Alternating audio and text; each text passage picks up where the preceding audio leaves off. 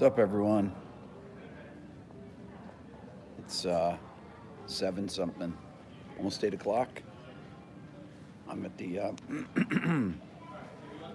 Baltimore Airport, waiting to fly back to Atlanta in about an hour or so. Good to see everyone. Sorry it's been so long since I've been on. I was up here interviewing Paul Reed Smith and had hung out with my best friend from 3rd grade and his wife. Well, best friend in high school, one of my best friends, and one of my best friends from college today too. So it was a good trip. Ready to get back home though. See the family. What's up, Renzo, Rob, David, Deb? How was Paul? He's a pretty interesting guy. They got quite a setup there. I did about a 2-hour tour. I made a video of it. What's up, Martin, James? Well, I interviewed Paul. I'm not sure how I'm going to do this because I interviewed him for an hour. Then I did a tour of the factory. Now, I didn't film all of that, but I have some of it. But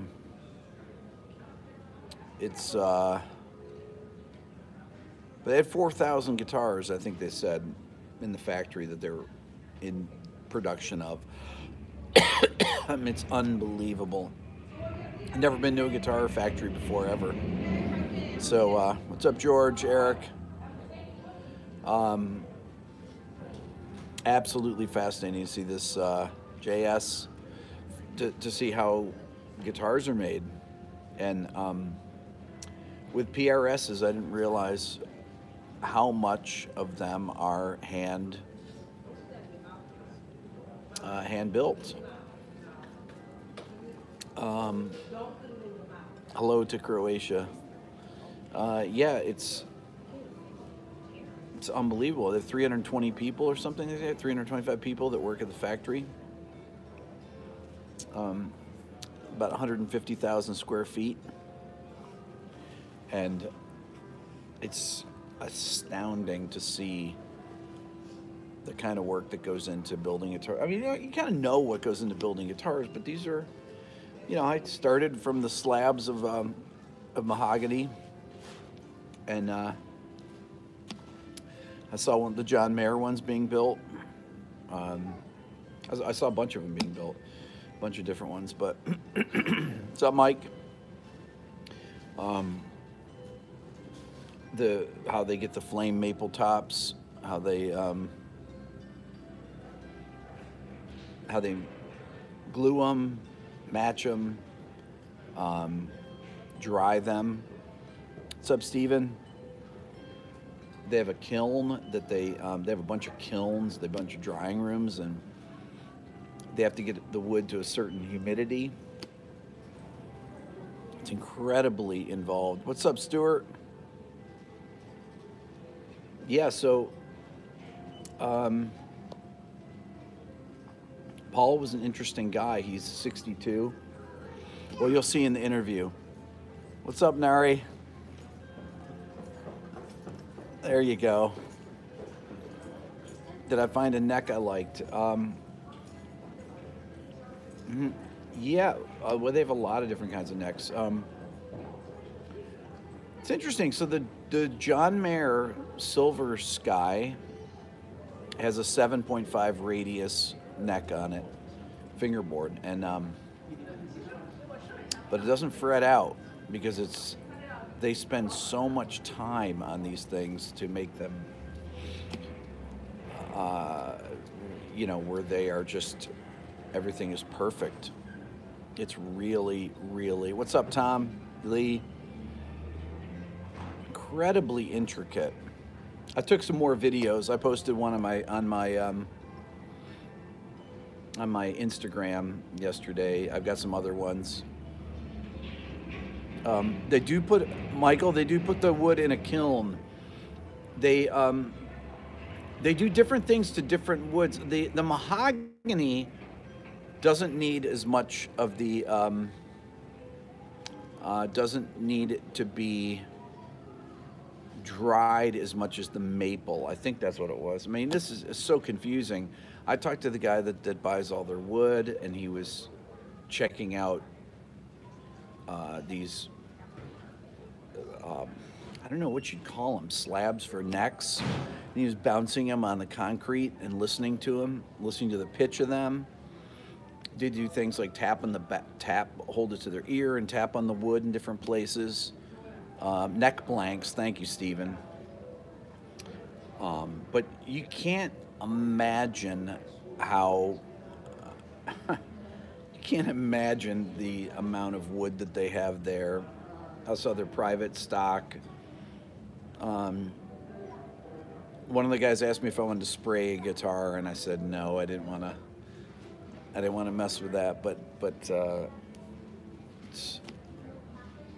it was cool. So it's been really. It was a fun trip. Drawing a blank on neck blanks. It was a fun trip. I had an issue with a neck that I bought recently. I don't know if I've mentioned it on here or not. I know I haven't been on here a lot lately. I've just been so busy, and I'm really trying to find an assistant. I advertised it on Facebook. I'm looking for somebody that can do animations and graphics, and maybe some transcriptions too, but video editing, things like that. So if anybody knows, and I want somebody that lives in Atlanta. Somebody posted on Facebook, why do they have to live in Atlanta? You're missing out on people. I said, because they need to be able to be in videos.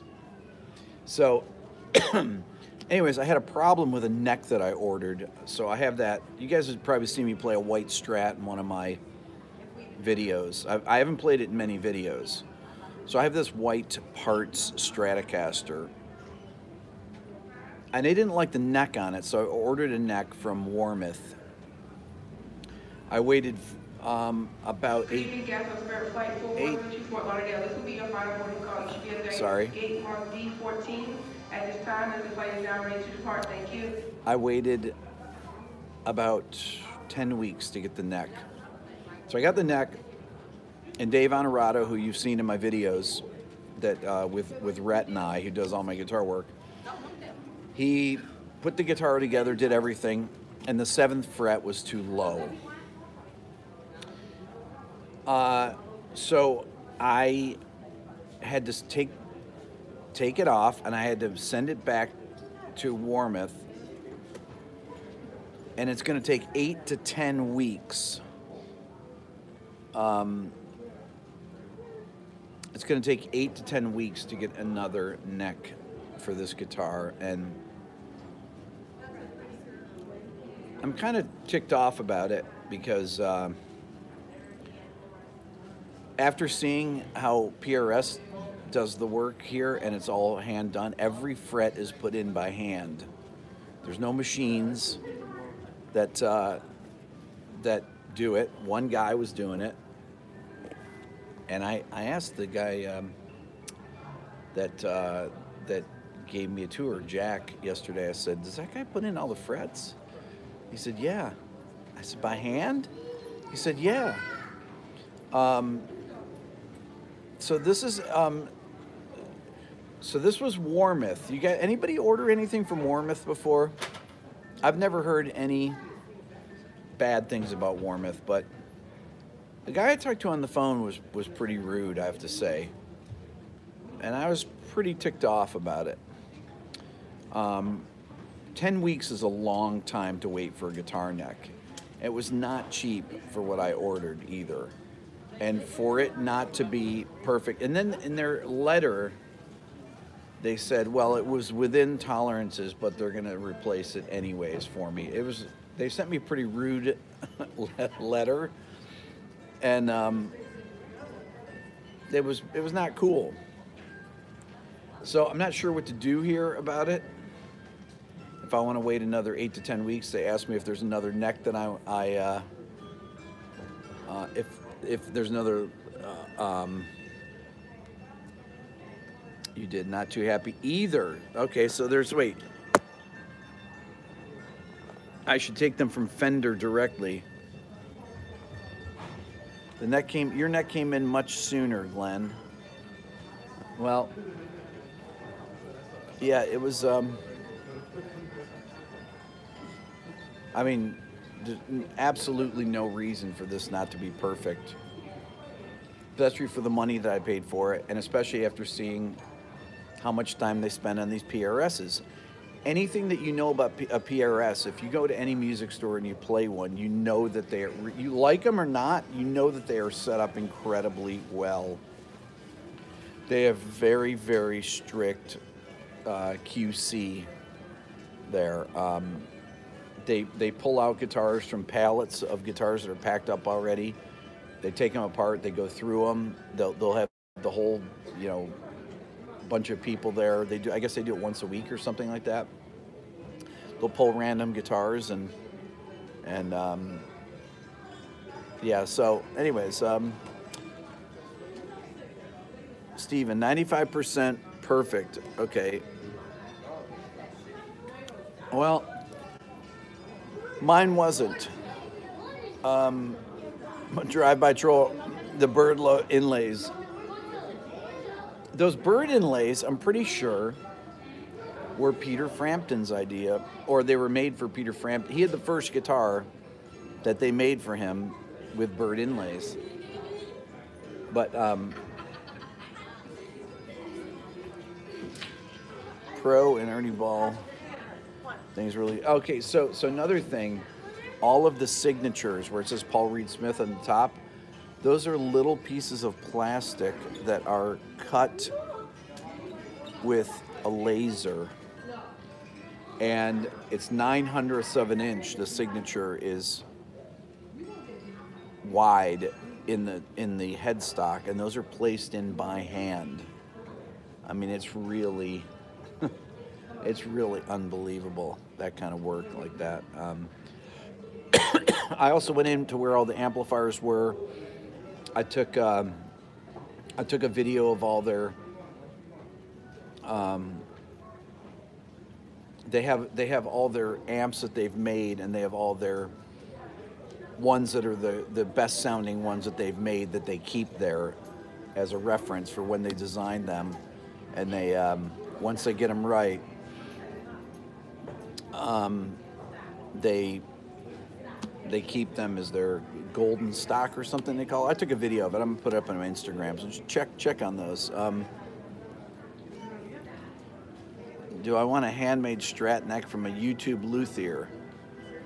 Well, Mark, I want my neck that I paid. I forget what I paid for it. $375 for, $400 for. I want it done right from Warmouth is what I want. And I don't want to wait 10 weeks for it. So I'm not going to buy from them again, I'll tell you that, especially after their it's pretty rude, their email to me. So anyways, I took a video of it. I don't have I haven't decided if I'm going to put it out yet. I don't want to trash companies or anything like that. I don't want to use my YouTube channel to do things like that. But I'm telling you guys here on this channel, I'm asking if anyone's had any problems with Warmouth. Because other people I know have never had a problem with them. So the first thing I order from them has a problem. Go figure, right? Of all the people that have a problem. I'm trying to think what else. So Paul Reed Smith said to me, I was cracking up, he said, after the interview, he says, "You and I are cut from the same cloth." And I cracked up. And then he told me I need to work on my southern accent. And I said, "Well, I'm from Rochester, actually." He goes, Oh, well, that explains it. Pretty funny. Um, so, got Christmas coming up, New Year's, going to NAM in 4 weeks. Going to be there doing a video with Daniel Levitin, that I told you about, who wrote This Is Your Brain on Music. I'm going to interview Sinister Gates, or not interview him, I'm going to make a video with him. I'm going to interview Steve Lukather. I met Tim Pierce, or I talked with Tim Pierce yesterday. I'd never met him before, but we had a great chat on the phone. He's friends with my friend Michael, that's another YouTuber. Tim was so nice. I'm going to video chat with him this week. But I'm going to get together with Tim when I'm out there, make a video. And I'm going to see Phil X. I'm going to see possibly go hang with John Shanks, who's another producer who's got an incredible guitar and amp collection. I mean, you know, the first high watt ever made, all this stuff. Tom, you have a friend that's friends with Tim Pierce? Cool. Yeah, so Pete had told me that he was good friends with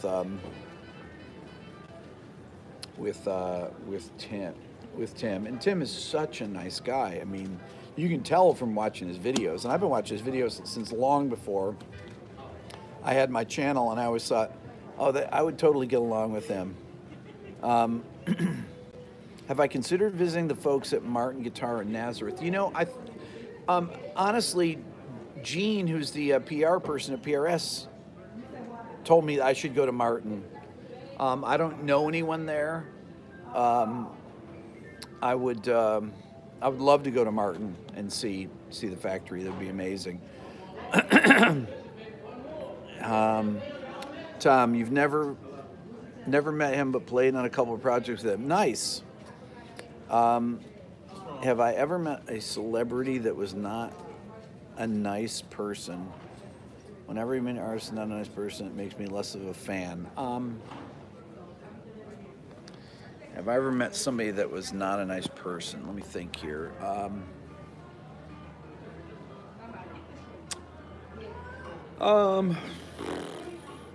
Look, if I have to think, I haven't met that many celebrities. Or maybe I didn't care if they were celebrities or something, or they didn't seem like celebrities to me.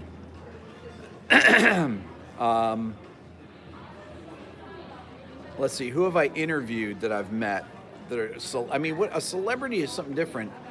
I mean, Peter Frampton, he's a celebrity, I guess. He's not really a celebrity, though. These are music icons, I guess. But celebrities, I don't know. I don't think so. I can't think. I can't think if I've met any celebrities that weren't cool. What was a guitar company whose factory burned down in California fire? Charvel? I don't know, actually. Dave Mustaine. Oh, he's a jerk. Yeah. He was a jerk then anyways. Maybe he's not now, though. What's up, Dean? Dave Mustaine. Yeah. Mark, I bought your 12-year-old daughter to a new square at YouTube. Luther is going to redo it for her. Oh, nice. David, in business, when you have to work closely, the jerks tend to hurt themselves. Yeah, I agree with that. When I met Dave Mustaine, I mean, it was all 20 years ago, just about. So I'm sure he's much more mellow now. I think he was going through a tough time at the time. Christian says, can I do What Makes a Song Great about Rush the Trees? You know, I was listening to the Trees multi-track yesterday, as a matter of fact, of all things. I was listening to a bunch of Rush multi-tracks yesterday.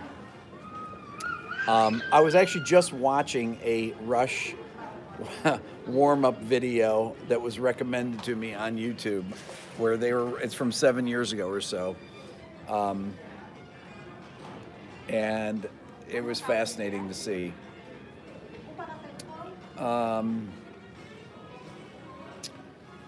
You know, it's interesting because when I was going through my guitar tone video the other day, I don't know how many of you saw that, but it was tough to decide on tones. But I love that clean tone from Hemispheres. It's amazing. And whoever just said, who was it that just said this? Dean. Billy Gibbons, I agree. I probably should have included Billy Gibbons on there. That's one person that I would say uniformly in the comments that people, Eric Johnson, there were 3 people that people talked about. Eric Johnson, Tony Iommi, and yep, there we go, Aaron. I didn't miss SRV, okay? This was a rock guitar video. So when people keep saying that about Stevie Ray Vaughan, that he is a blues guitar player, was a blues guitar player. So, so there you go. That's why he wasn't in there. Hold on, my hand's killing me from holding this thing. Give me a second. Oh, hurts so much.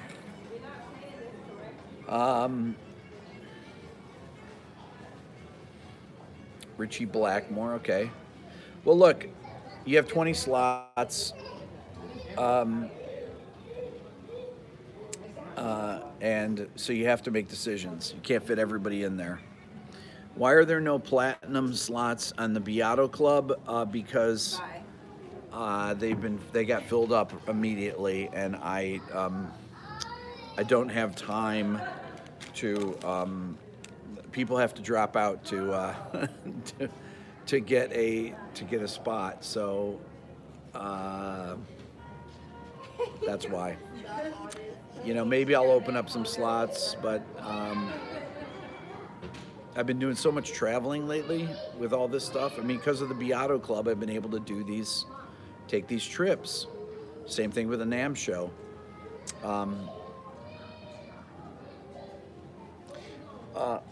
I will get back to doing more music videos this coming week. That's one thing that I realize that I want to focus more on are my old school music videos. So you're going to see a lot more of those coming up starting this coming week. Probably maybe tomorrow one. I don't know. Am I putting out too many videos? I've been doing 5 videos a week for James. No. You know, I see a lot of my YouTube friends that put out 1 video a week and they get hundreds of thousands of views on it. And never enough. And I have videos that range from, you know, 500,000-600,000 down to 20,000. And YouTubers that have 636,000 subscribers don't usually release videos that get 20,000 views, but I do videos on esoteric stuff. And I think that people avoid videos simply by looking at the title or the picture. More live streams on this channel. You know, since I don't have an assistant, it's been really hard. That's why I've cut back on this channel. That's what sets my channel apart. There we go, Ken. Is that true? George, any interest in doing video about high-end jazz boxers visiting one of the losers? Yeah. Look,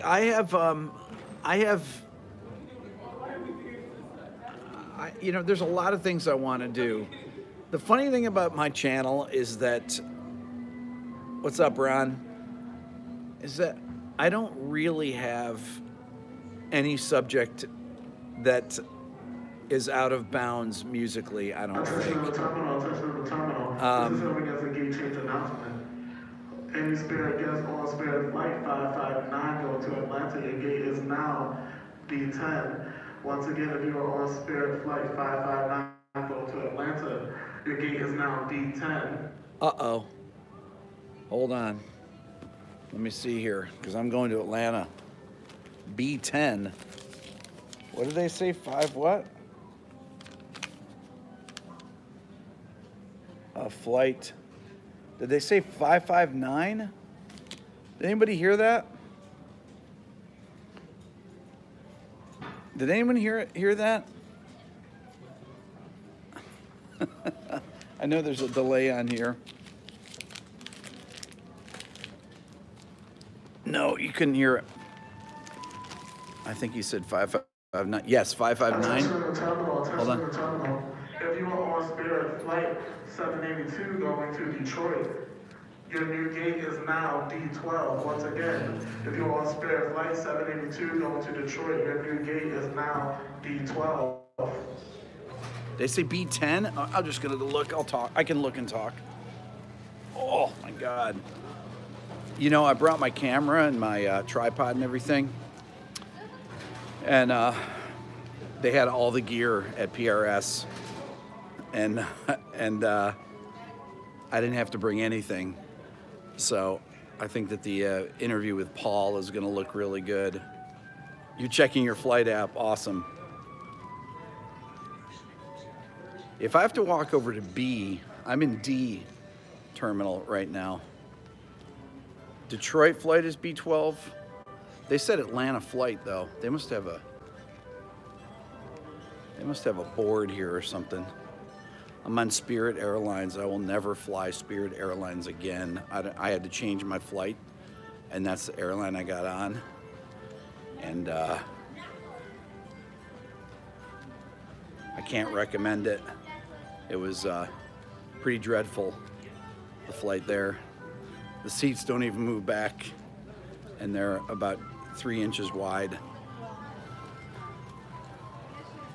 B10 just rewound the video. Yeah, Spirit is terrible, Stephen, exactly. Excuse me, where's Terminal B? Is it a, I don't have to go through security again, do I? Oh, you gotta be kidding me. Do they have a board that I can look at the, oh, right there, I see. Thank you. I've got to go through security again. Oh my God. A tram ride? Oh my God, this is ridiculous. This is a, maybe my Spirit flight is in, okay, let's see here. Atlanta. Spirit. Oh my God, 559. It says D10. Oh, D10. D10. Okay. I'm gonna go down to D10 and look. I thought they said B10. They must have said D10. Thank God. So, it was Detroit B12, okay.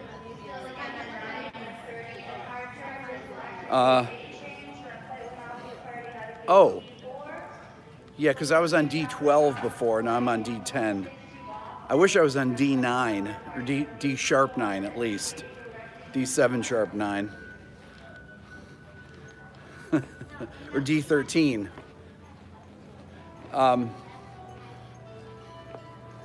D's fine though, I like D. D's a good, if you're gonna be on a good key, I'll take D. What's new in Baltimore? Ron, not much. I went over this, wait a second. Oh, the Yes video is back up. So, okay, so two things happened recently. Change announcement for JetBlue Flight 126 to Boston. The Flight will not be departing out of gate D4. The Yes video mysteriously came back. I have no idea why. Not only that, but Tom Petty, or his estate, remonetized my Tom Petty free-falling video. You know, because they always get demonetized. They remonetized it so I can make money from it. It's the first video that's happened with. I don't know what's going on with that, but it's very weird. I think people think this is strange that I'm talking to my phone right now as I'm walking through here. I'm coming up to D10 here.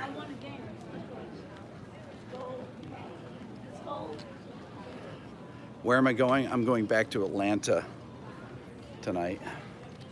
That's killing my arm. I get in at 11:30.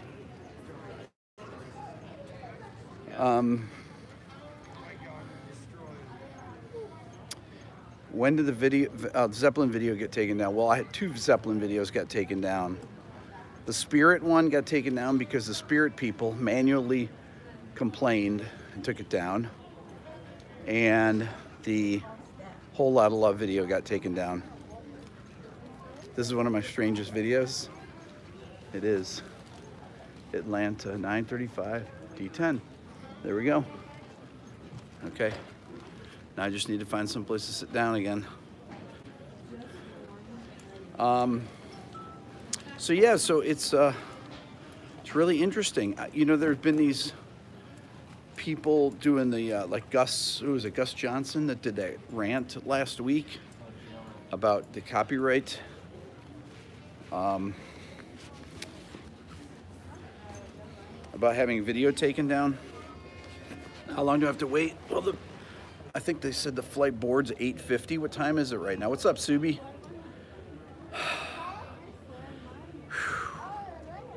Live supermarket video was a close second.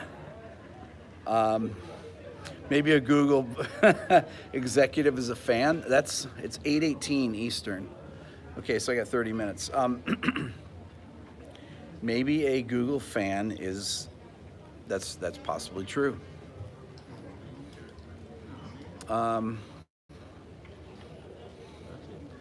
So, trying to think what else, but that remonetization of the Tom Petty video was very weird. It just said congratulations or something, or your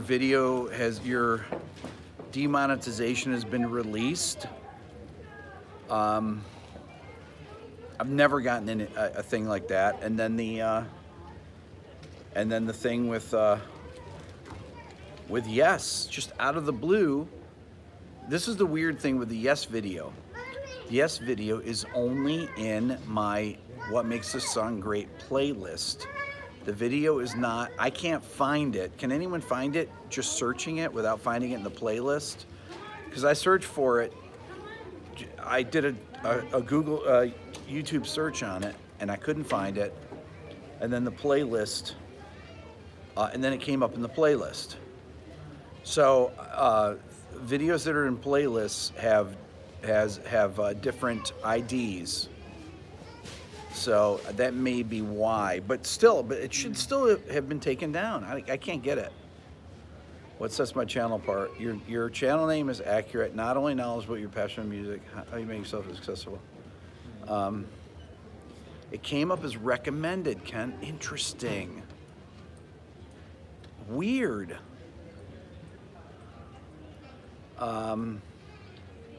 Yeah, so it had started, it had gotten blocked at 207,000 views.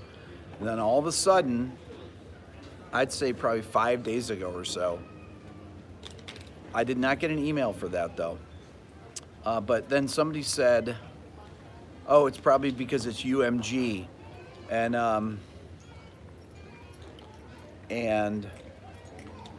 I checked, and Yes is Warner Music Group, I think, WMG, and Tom Petty's Warner Music Group, and Yes is Universal. They're on 2 different ones. So John Anderson did see the video. He saw it after it was blocked. 220,000 views. Look at that. So that's had, I mean, it's been unfrozen for a few days now. What's up, Marcus? Yeah, so John Anderson wrote to me. He saw the video on Flat 5. And who knows? He's the co-writer. It's him and Steve Howe wrote the song. Maybe he complained about it or something. What's up, John? Roger? Blocker bashing.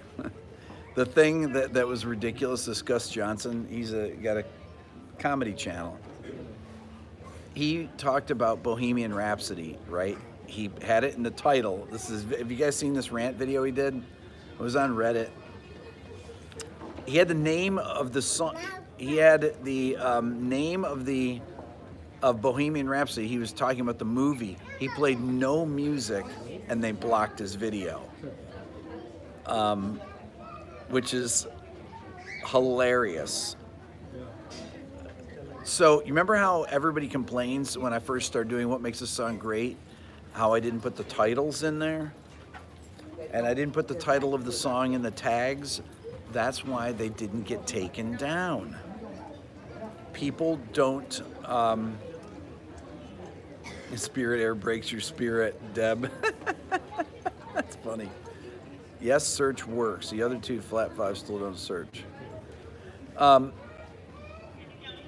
So I knew that if I just put the band name up there,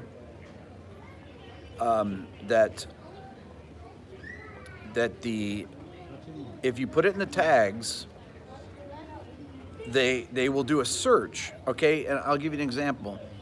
So in my guitar tone video, immediately got demonetized. And the reason is the first thing I played was Money for Nothing, right? And that's the song that triggered it, because it was the riff. So none of the other things triggered it. You know, because I had other people that are blockers in there. I played the Beatles. I played what did I play? I played Zeppelin. I played the Beatles. I played Queen. I played probably 5 blockers in there. No, Pink Floyd I didn't play. I didn't want to chance it.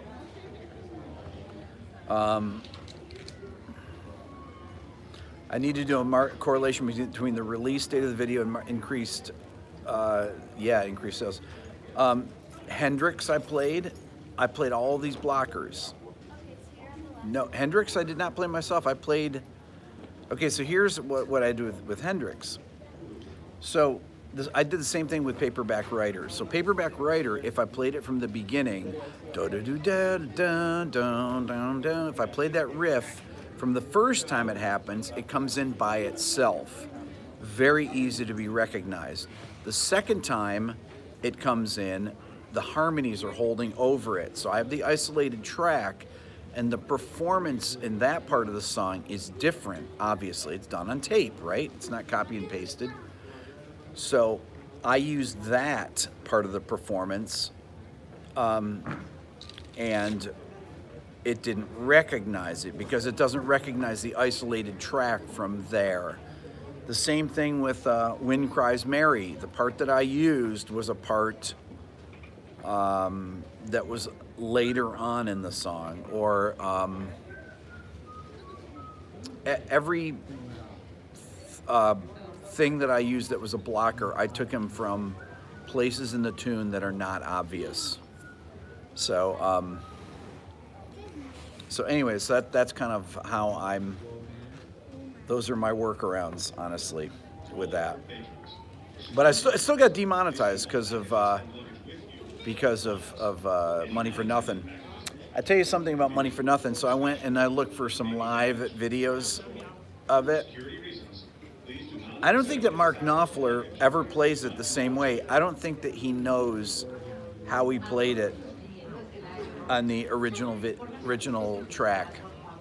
I think he just kind of plays what his idea of that is, and it's not really it's not really ever the same. Go check out some live versions of it and listen to the album. He doesn't even start it on a downbeat. It's very weird. Has anyone recognized me yet? Not here, they haven't.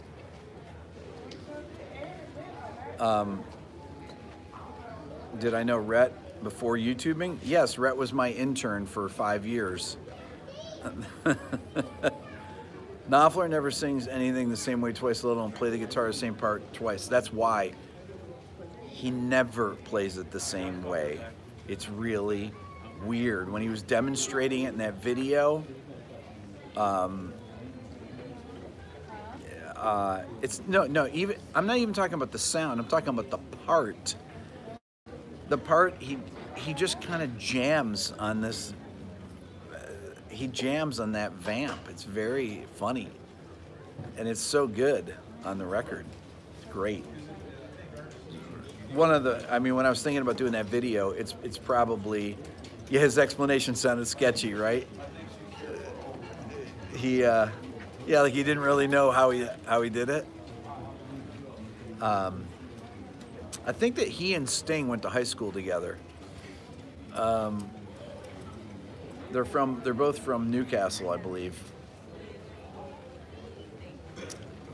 Pretty interesting. So I'm trying to think what else is going on here. So a lot of cool stuff.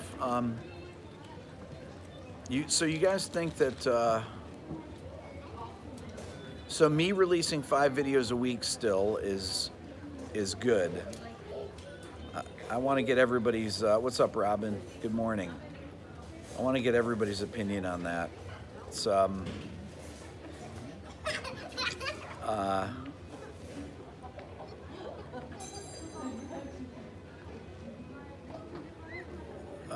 do I feel? I feel great. Streak of the Riff were lost in the studio at Montserrat, burned to the ground. Maybe Tool likes Tom Petty. I should do a sound Victor on Spectre's Wall of Sound Technique. Jonathan, okay, yes, keep it up. About 5 vids. Just don't stay out of inspiration. 5 is good, trying to click regardless of title. I haven't had time to watch 5 videos a week, but others may be different. 5 videos a day would be better. I would hate to see me burn out.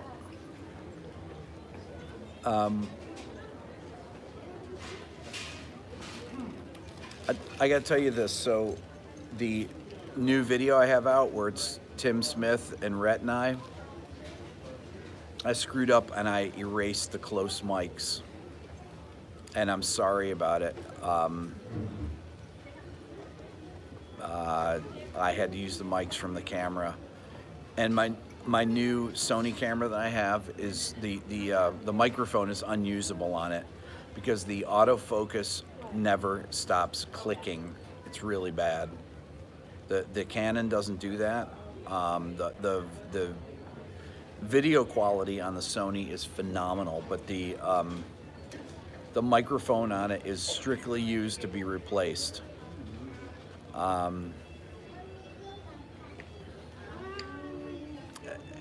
I think it's kind of disappointing, honestly. The camera, it's an expensive camera, and it should not do that. One, what is one? What are people saying about one?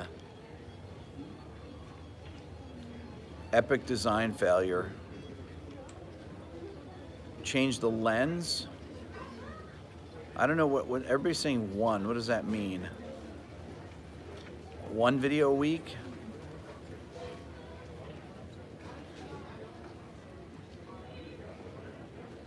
People want a 24/7 channel. Oh. Sony have good support. The lens I bought is very nice. I think it's 24-50 or something. It's a great lens, but it's literally it's not only loud, it was so loud that the camera that was next to it was picking up the clicking as well. Not cool, totally not cool. So I'm not sure what I'm gonna do about it. But I am gonna buy a shotgun mic for, you know, I've got all these really nice microphones at my studio, and I'm going to buy a shotgun mic now so that I have, you notice I use 3 cameras in my new, anybody watch my new video I just put out tonight with Rhett and Tim? 3 cameras. So I'm gonna start using 2 at least. And then I had 3 because Rep brought his over. And I'm going to improve the sound. You know the editing doesn't take me any more time with 3 shots. You know, I enjoy the editing process, honestly. It's tedious, but it's really creative to. I have as much fun editing the stuff.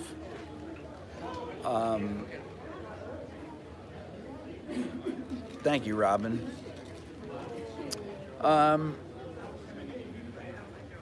Maybe buy a nice non-autofocus lens, set it for distance, no noise, possible solution. Yes.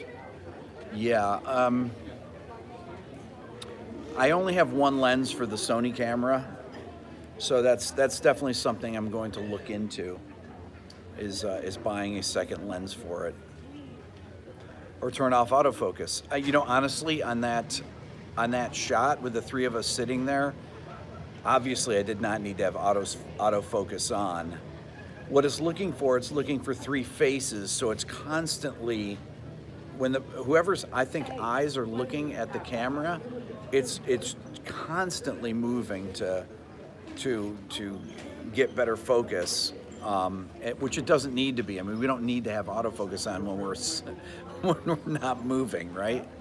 So, anyways, all right, well, I better go here because I'm gonna burn out my phone. And you guys are great, the best.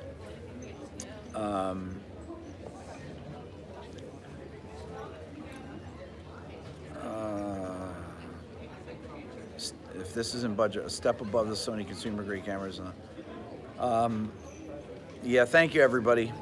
So we'll if I don't see everybody before Christmas, Merry Christmas, Happy New Year. I'll be on before New Year's anyways. You guys are the best. See you later.